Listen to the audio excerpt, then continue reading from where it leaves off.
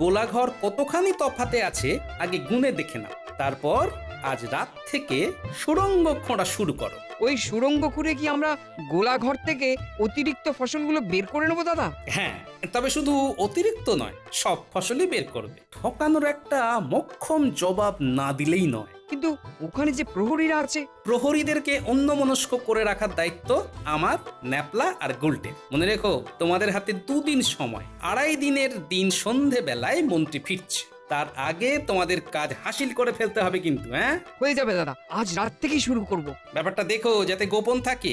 আর একবার ওই ন্যাপলা আর গুলটেকে পাঠিয়ে দাও। কালকে সকাল থেকে আমরাও মাঠে নামবো আর তোমরা পাতালে। গোলাঘর কতখানি তফাতে রয়েছে তা এক পা করে মাপবো কি করে? এটা ন্যাপলা আর গুলটের কাজ।